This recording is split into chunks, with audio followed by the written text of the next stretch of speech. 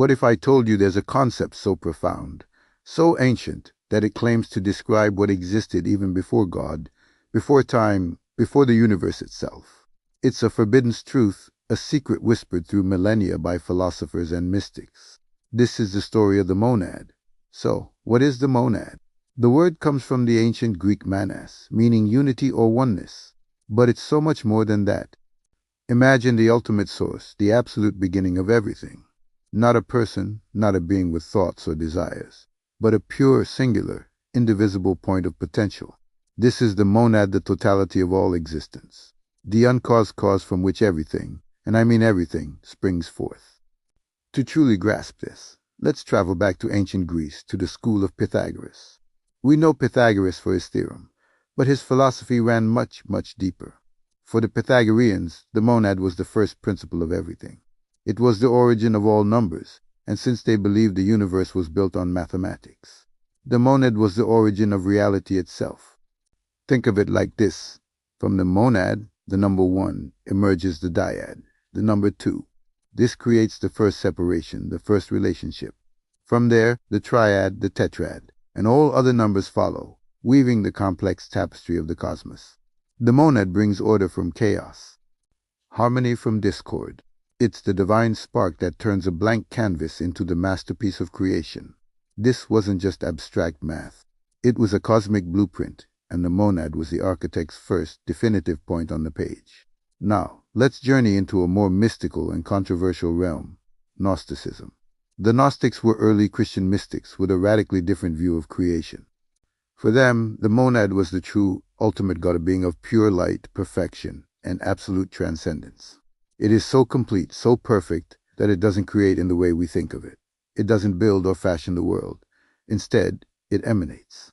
Imagine a star that is so bright it can't help but overflow with light.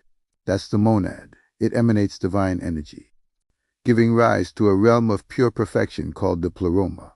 Within this realm of light exist the eons, which are like different facets of the monad's nature, beings of pure consciousness like Sophia, meaning wisdom, and logos, meaning reason. The Pleroma is the true divine reality, the fullness of the Godhead. The monad is its silent, uninvolved source, a perfect unity that exists beyond all names and forms. This brings us to one of the most fascinating aspects of the Gnostic story, the creation of our material world. According to Gnostic texts like the Apocryphon of John, the creation myth takes a dramatic turn. One of the eons, Sophia, in a moment of passion and without the consent of the monad, attempts to create something on her own. But because she acted separately from the perfect unity, her creation was flawed. This flawed creation was a lesser deity, a being the Gnostics called the demiurge. The demiurge is ignorant and arrogant. It looks at the chaos it has fashioned into a material world and foolishly declares, "I am God, and there is no other God but me." This, for the Gnostics, is the God of the Old Testament, a powerful but ultimately flawed creator of an imperfect material prison. So you have this incredible dualism. On one hand, you have the monad, the true, distant, perfect source of all spiritual reality. On the other, you have the demiurge, the architect of our physical world, a world of suffering, decay, and illusion. The Gnostics believe that a spark of the monad's divine light is trapped within each of us. Our purpose, then, is not to worship the demiurge, the creator of our cage, but to attain gnosis, or secret knowledge, to awaken that divine spark within and return to the Pleroma, to the ultimate unity of the monad. This idea of an ultimate, singular source wasn't confined to the Pythagoreans and Gnostics. The concept echoed through centuries of philosophy. The philosopher Giordano Bruno, who was burned at the stake for his radical ideas, spoke of the monad. The brilliant mathematician and philosopher Gottfried Wilhelm Leibniz developed his entire monadology, describing the universe as being composed of countless individual monads, each a unique, self-contained perception of the entire cosmos, all ultimately stemming from the supreme monad, which is God. So why does this ancient concept matter to us today? Because it challenges our most fundamental ideas about God, creation, and our own existence. It asks us to look beyond the conventional stories we've been told. The monad represents a truth that is both profoundly simple and infinitely complex, that at the heart of everything is a perfect, unbreakable unity. It suggests that the universe didn't begin with a bang or a word, but with a silent, effortless overflowing from a single point of pure potential. It tells us that our material world, with all its beauty and its flaws, might just be a shadow of a much greater, more luminous reality. And it whispers that within each of us is a connection to that ultimate source, a spark of the divine just waiting to be rediscovered.